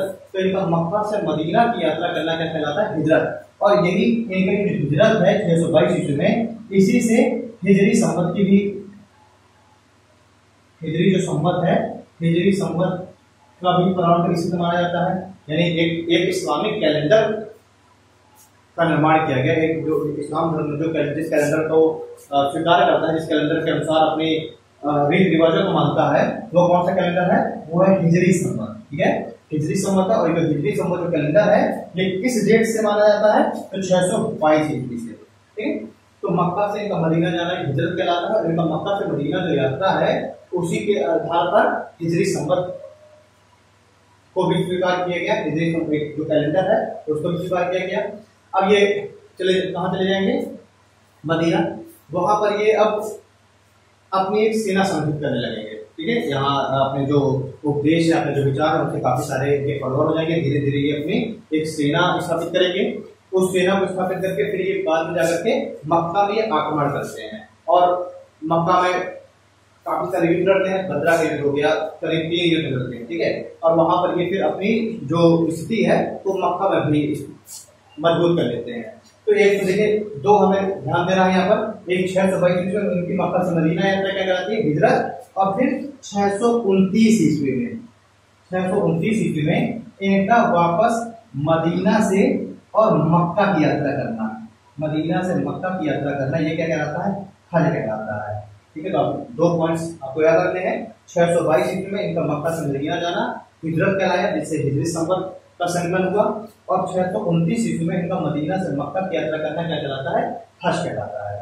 ठीक है, आगे हम देखेंगे 632 ईस्वी में तकरीबन 63 वर्ष की अवस्था में इनकी मृत्यु हो जाएगी। 632 ईस्वी में इनकी मृत्यु हो जाती है। अपनी मृत्यु से पहले ही ये क्या करते हैं? अपनी मृत्यु से पहले ही इन्होंने जो इस्लाम धर्म की पवित्र जो पुस्तक है उसका संकलन किया।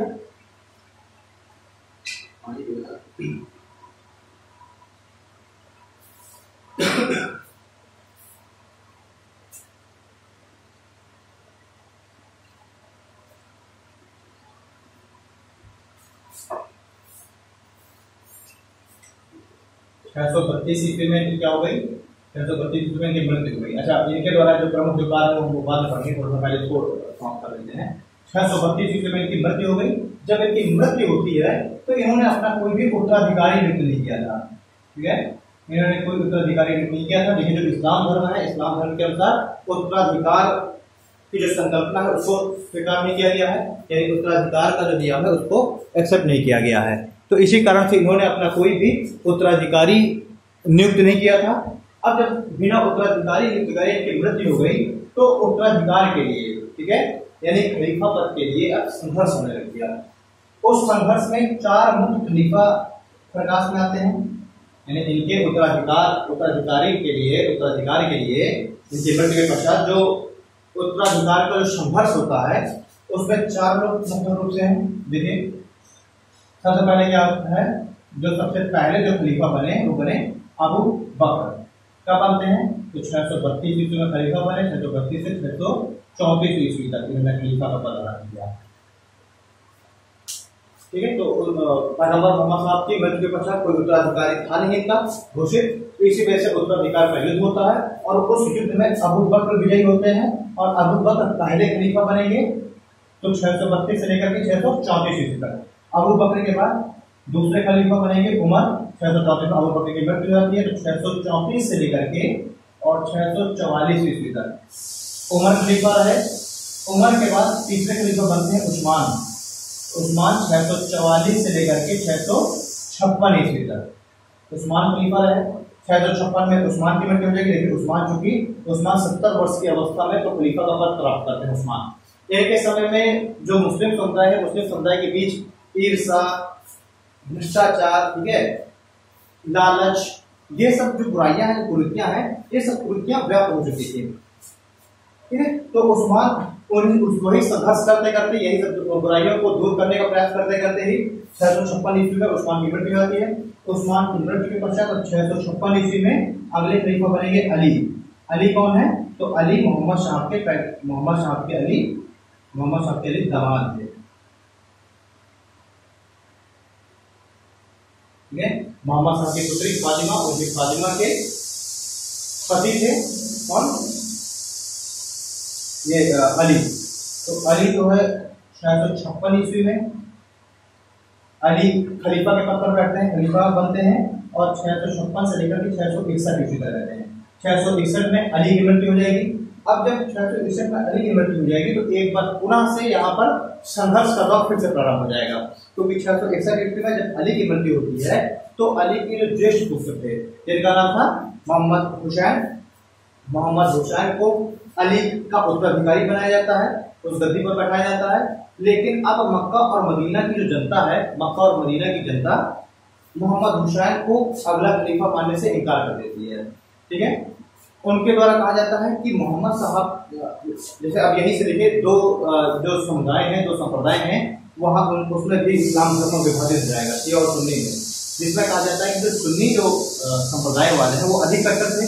वो कहते थे कि मोहम्मद साहब का ही कोई परिवार का सदस्य भी, उन्हीं का ही कोई जिसमें उनका ही खून हो, ऐसा व्यक्ति ही उनका उत्तराधिकारी बनना चाहिए। जिसमें कुछ लोग थे जो शिया संप्रदाय के समर्थक थे, क्योंकि यहाँ से शिया सुन्नी 2-4 दावाओं में लोग पढ़ते हैं, तो वो अली के पुत्र हुसैन को के समर्थन में थे।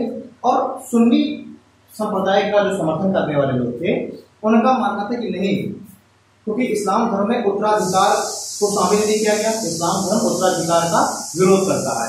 इस वजह से मोहम्मद साहब का कोई भी फॉलोअर, कोई भी उनके विचारों को जो भी मानता हो, वो भी मोहम्मद साहब का उत्तराधिकारी बन सकता है।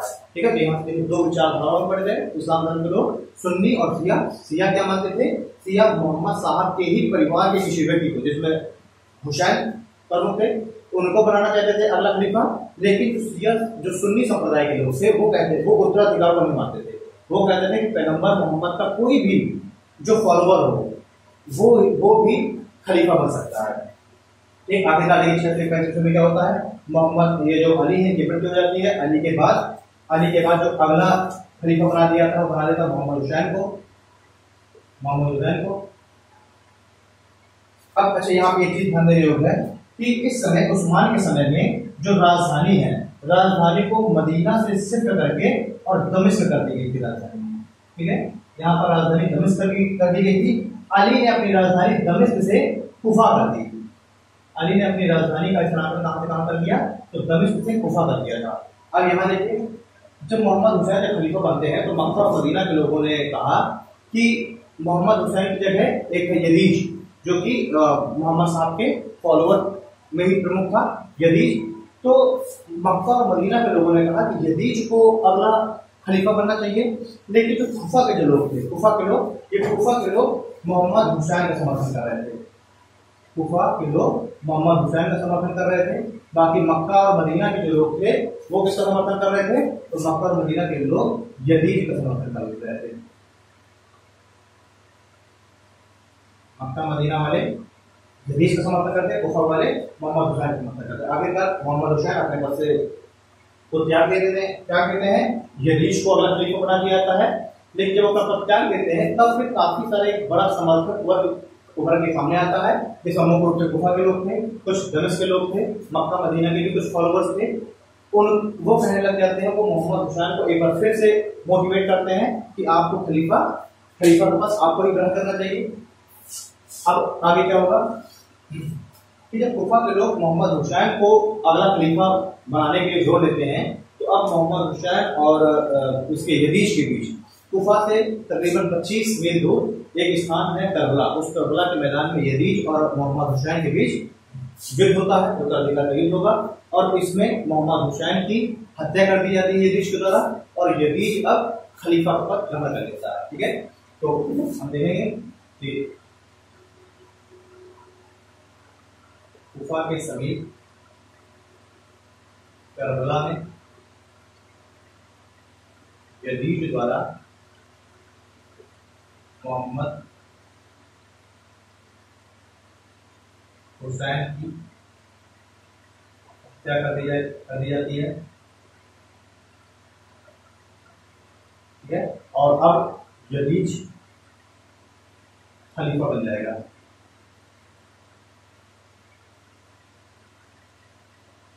अब यजीद जो है उसके बाद खलीफा बन जाएगा।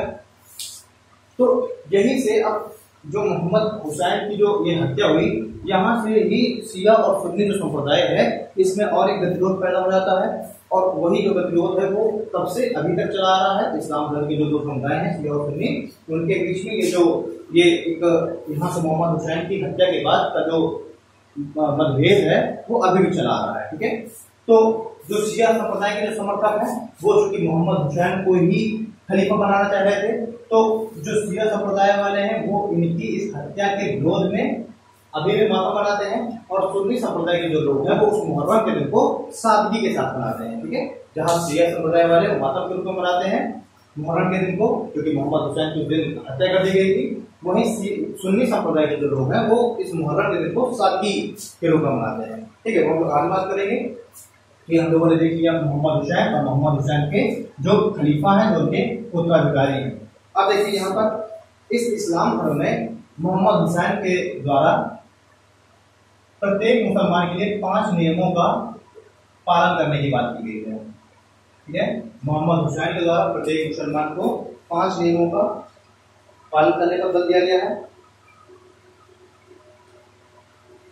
5 नियमों का पालन, ये हम कह सकते हैं कि 5 तरीके के कर्तव्य या इस्लाम के 5 स्तंभ। इस्लाम के 5 स्तंभ कुछ भी आपसे पूछे जाए, आपसे इस्लाम के 5 नियम पूछ लिए जाए, 5 कर्तव्य किन कारणों की बात की गई है इस्लाम धर्म में, या इस्लाम के 5 स्तंभों की बात कर ली जाए। ठीक है, तो वो कौन कौन से हैं? तो इस्लाम के जो 5 स्तंभ है उसमें सबसे पहले अगर देखेंगे तो सबसे पहले है सजदा। सजदा मीन्स क्या है? अल्लाह के प्रति आस्था। सजदा क्या है? अल्लाह के प्रति आस्था। ठीक है, यानी कि अल्लाह एक है और वो क्या है? निराकार है, और उसी के प्रति पूरी आस्था रखना, ये हो जाएगा सजदा। सलात, दूसरा क्या होता है? सलात। देखिए सलात क्या है? सलात है दिन में 5 वक्त की नमाज। ठीक है, दिन में 5 वक्त की नमाज क्या कहलाता है? सलात कहलाता है। तीसरा का देखेंगे, तीसरा है स्वाम। तीसरा स्वाम क्या है? स्वाम है रोजा रखना। ठीक है, रमजान महीने में, क्योंकि देखिए ये रमजान महीना है, रमजान महीने की जो शुरुआत है वो ही बिल्कुल एक तरीके जो पहला महीना है इस्लाम धर्म, जो हिजरी संवत जो चालू होता है कैलेंडर हिजरी संवत के अनुसार, जो वर्ष प्रारंभ होता है, तो वर्ष के प्रारंभ का जो पहला महीना है वो कौन सा है? वही रमजान का महीना कहलाता है। और रमजान के महीने के अंतिम दिन ईद का त्योहार मनाया जाता है। ठीक है, फिर अगर कभी आपसे रमजान पूछा जाए तो रमजान इस्लामी कैलेंडर का पहला महीना है। इस्लाम जो कैलेंडर है वो पहले, जैसे कि हिंदू कैलेंडर चंद्र महीने से प्रारंभ होता है, वैसे ही जो रमजान जो इस्लाम कैलेंडर है वो रमजान के महीने से प्रारंभ होता है, पहला महीना। तो सौम क्या हो गया? रोजा रखना। वही चौथा अगर बात करें तो इसी में चौथा है जकात। जकात क्या है? जकात है अपनी आय का 2.5% दान करना। ठीक है, सजदा, सलात, स्वाम, जकात और हज। इस्लाम धर्म मानता है कि प्रत्येक व्यक्ति को अपने जीवन में कम से कम एक बार मक्का की यात्रा करनी चाहिए। ठीक है, मक्का मदीना की यात्रा, मतलब मुख्य रूप से तो मक्का को शामिल किया गया है। तो हज क्या है? हज है कि इस्लाम धर्म को मानने वाले प्रत्येक व्यक्ति को अपने जीवन में कम से कम एक बार मक्का की यात्रा करनी चाहिए। ठीक है, अच्छा, जो 5 बार की जो नमाज है, उस 5 बार की नमाज का भी नाम लिखना होगा, आप लिख सकते हैं। जो दिन में 5 वक्त की जो नमाज है, 5 बार की जो नमाज है, 5 बार की नमाज का मेरा नाम लिखना होगा। देखिए, फज्र की नमाज, जुहर की नमाज, फज्र की नमाज हो गया, जुहर की नमाज हो गया, असर की, असर,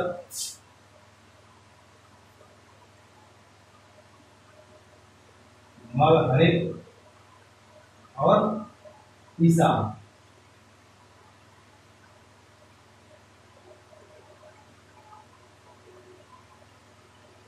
ठीक है, तो ये 4 नमाज, फज्र की नमाज, जुहर की नमाज, असर, मगरिब और ईसा की नमाज, 5 नमाजें हैं।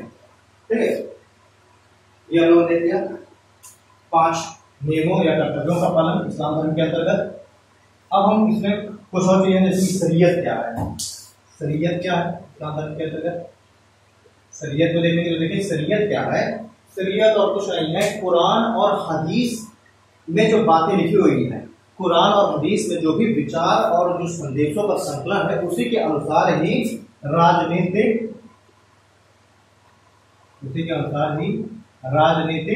और जो धार्मिक कार्य है, ठीक है, राजनीतिक और जो धार्मिक कार्य है उनका संचालन भी क्या है, मतलब एक तरीके से शरीयत के अनुसार ही क्या था। शरीयत क्या है?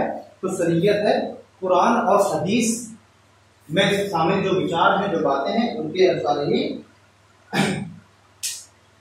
विधियों को चलाना। एक तरह से हम कहें तो शरीयत क्या है? शरीयत एक विधि शास्त्र है। ठीक है, शरीयत क्या है? तो शरीयत इस्लाम धर्म से संबंधित एक विधि शास्त्र है, और इसी विधि शास्त्र के अनुसार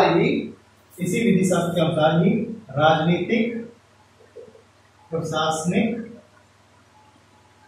जो कार्य हैं, कार्यों का संचालन किया जाता है। ठीक है, तो जो शरीयत है इस्लाम धर्म में, शरीयत के अनुसार, शरीयत है विधि शास्त्र, तो शरीयत के अनुसार ही राजनीतिक और प्रशासनिक जो कार्य है उनका संचालन किया जाता है। साथ ही साथ जो दैनिक जो कार्य हैं, इन दैनिक कार्यों का संचालन भी शरीयत के अनुसार ही करके किया जाता है। दैनिक कार्यों में जैसे कि विवाह हो गया, उत्तराधिकार हो गया, ठीक है, तलाक हो गया, ये सब चीजें क्या है? ये सब भी जो शरीयत है, जो विधि शास्त्र है, उनके अनुसार ही जहां एक तरफ राजनीतिक और प्रशासनिक कार्यों को संचालित किया जाता है, वही जो दैनिक कार्य है, इन दैनिक कार्यों को भी इस्लाम धर्म में जो इस्लामिक जो विधि शास्त्र है उसके अनुसार, इस शरीयत के अनुसार ही विवाह, उत्तराधिकार, तलाक जैसे जो दैनिक सब्जेक्ट है, दैनिक जो होते हैं, उनको भी संचालित किया जाता है। ठीक है, तो शरीयत हमने देख लिया। अब जो ये शरीयत है, तो शरीयत जो है मूल रूप से कुरान व हदीस जैसे ग्रंथों से बना हुआ है। ठीक है, तो जो शरीयत है, शरीयत मुख्य रूप से शरीयत इसको शक्ति कहाँ से प्राप्त हुई है? क्योंकि कुरान और हदीस जो धार्मिक जो ग्रंथ है उसी से शरीयत का निर्माण किया गया है। यह शरीयत हो गया। कुरान अगर हम देखें, कुरान क्या है? तो कुरान है दोस्तों, कुरान अल्लाह के संदेशों का संकलन। अल्लाह के संदेशों का संकलन क्या है? क्या कहलाता है? कुरान कहलाता है। ठीक है, जहाँ शरीयत क्या था? शरीयत जैसे कुरान और हदीस की बातों पर संकलन शरीयत है, वही कुरान क्या है? अल्लाह के संदेशों का संकलन क्या है? कुरान कहलाता है। पैगंबर मोहम्मद साहब के द्वारा, पैगंबर मोहम्मद साहब के द्वारा 23 वर्षों में कुरान का संकलन किया गया। ठीक है, इसमें यानी कुरान में 6666 आयतें हैं। ठीक है, तो कुरान में 6666 आयतें हैं। वही अगर हम हदीस की बात करें कि हदीस क्या है, तो दोस्तों हदीस जो है वो पैगंबर मोहम्मद साहब के विचारों का संकलन है। मोहम्मद साहब के जो विचार हैं, उनके जो संदेश हैं, उनकी जो शिक्षाएं हैं, यानी कि विचारों और मोहम्मद साहब की जो शिक्षाएं हैं, मोहम्मद साहब की शिक्षाओं का संकलन। ठीक है, तो हदीस क्या है? हदीस है पैगंबर मोहम्मद साहब के शिक्षाओं और उनके जो उपदेश हैं, उनके जो विचार हैं, उनका संकलन है। हदीस का शाब्दिक अर्थ क्या होता है? अगर हदीस का हम शाब्दिक अर्थ देखें तो हदीस का शाब्दिक अर्थ होता है बात बयां करना, यानी अपनी जो बात है, अपनी बात को बयां करना हदीस का शाब्दिक अर्थ है। तो ये हदीस के द्वारा ही पैगंबर मोहम्मद साहब ने अपने विचारों, अपने उपदेशों और शिक्षाओं को समाज में प्रचारित किया, अपनी जो बात है उसको समाज के सामने बयां किया। ठीक है, तो ये क्या हो जाएगा? ये हदीस है। कुरान में अल्लाह के संदेशों का संकलन है, पैगंबर मोहम्मद साहब का 23 वर्षों में संकलन किया गया, इसमें 666 आयतें हैं। शरीयत क्या है? तो शरीयत इसी कुरान और हदीस के द्वारा ही शरीयत का निर्माण किया गया है। मुख्य रूप से शरीयत है क्या? तो शरीयत है एक विधि शास्त्र जिसके द्वारा इस्लाम धर्म के राजनीतिक और प्रशासनिक कार्यों का संचालन किया जाता है, साथ ही साथ जो दैनिक कार्य है उनका संचालन किया जाता है। ठीक है, शरीयत के अनुसार।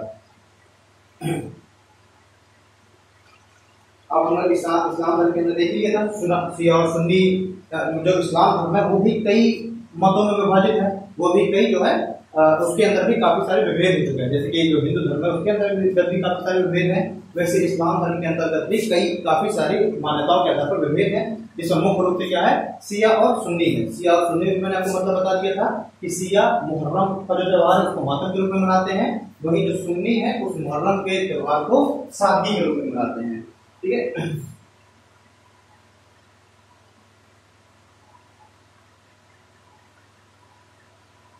अच्छा, एक प्रमुख अंतर शिया और सुन्नी में और है कि जो शिया है वो शिया इस हदीस को मान्यता नहीं देते। शिया कहते हैं कि जो हदीस है, इस हदीस में जो मूल रूप से जो बातें थी वो कुछ और थी, लेकिन बाद में मोहम्मद साहब ने एक विचार का संकलन था, तो मूल रूप से तो हदीस में बातें कुछ और थी, लेकिन अब उसमें कुछ फेरबदल कर दिया गया है। इस वजह से जो शिया है, शिया इस हदीस को स्वीकार नहीं करते, वहीं जो सुन्नी है वो सुन्नी इस हदीस पर अपनी पूरी आस्था रखते हैं। ये भी कुछ अगर पूछ किया जाए आपसे कि हदीस में अपनी पूरी आस्था कौन रखता है? सुन्नी। और हदीस में अपनी आस्था कौन नहीं रखता? शिया। ठीक है, जबकि शिया जो है ज्यादा धार्मिक रूप से कट्टर थे। ठीक है, धार्मिक कट्टरता दिखाते हैं क्योंकि वो ही मोहम्मद साहब के केवल किसी जो खून है, ब्लड है, उसको केवल अपना वो मानते थे, खलीफा मानते थे। ठीक है, तो लेकिन यहाँ पर अंतर है कि यहाँ पर हदीस शिया द्वारा स्वीकार नहीं किया जाता, जबकि सुन्नियों के द्वारा हदीस पर पूरी आस्था प्रकट की जाती है। चलिए, अब इस्लाम धर्म से संबंधित प्रमुख स्थल देख हैं। इस्लाम धर्म से संबंधित प्रमुख स्थल की अगर बात करें, इस्लाम धर्म के प्रमुख स्थल कौन कौन से हैं? तो विश्व की अगर सबसे प्राचीन मस्जिद की बात करें, विश्व की सबसे प्राचीन मस्जिद तो कौन सी है? कुबा मस्जिद कहां पर है? मदीना में 622 एडी में इसकी स्थापना हुई। कुबा मस्जिद मदीना 622 एडी में इसकी स्थापना हुई। विश्व की सबसे प्राचीन मस्जिद, विश्व की सबसे पवित्र मस्जिद की अगर बात करें तो ये कौन सी है? यह है काबा। काबा कहाँ पर है? मक्का में। ठीक, कुबा मस्जिद मदीना में 622 में, सबसे पवित्र मस्जिद काबा मस्जिद मक्का में, सबसे बड़ी मस्जिद विश्व की, अगर सबसे बड़ी मस्जिद की बात करें, सबसे बड़ी मस्जिद कहां पर है दोस्तों? ये है अबू धाबी में। सबसे बड़ी मस्जिद कहां है?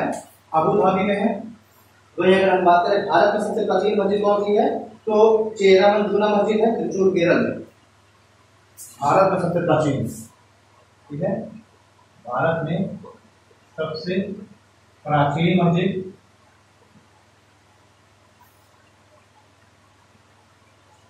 ये त्रिचूर में है, केरल में। नाम क्या है इसका? तो इसका चेरामंजुना मस्जिद, चेरामंजुना मस्जिद 629 ईस्वी में इसकी स्थापना हुई। कहां पर है? त्रिचूर केरल में। ठीक, तो भारत सबसे प्राचीन मस्जिद हो गई चेरामंजुना मस्जिद। वही अगर बात करें भारत में सबसे बड़ी मस्जिद कौन सी है? भारत में सबसे बड़ी मस्जिद स्ट्रक्चर के हिसाब से, अगर हम स्ट्रक्चर के हिसाब से देखें, स्ट्रक्चर के हिसाब से भारत की सबसे बड़ी मस्जिद, मतलब उसके निर्माण के हिसाब से, तो कौन सी है? जामा मस्जिद, जामा मस्जिद दिल्ली। लेकिन अगर क्षेत्रफल के हिसाब से, क्षेत्रफल में भारत की सबसे बड़ी मस्जिद, ठीक है, तो अगर क्षेत्रफल में देखें, यानी कि कंस्ट्रक्शन उसका छोटा है, लेकिन जो बाउंड्री वाला है वो क्षेत्रफल में काफी बड़ी है। वो कौन सी है? तो वो है ताज उल मस्जिद भोपाल। तो कौन सी है?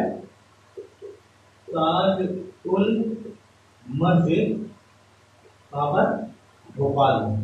ठीक है, तो जहां कंस्ट्रक्शन में जामा मस्जिद सबसे बड़ी है, वही क्षेत्रफल में अगर बात करें तो ताज उल मस्जिद सबसे बड़ी है।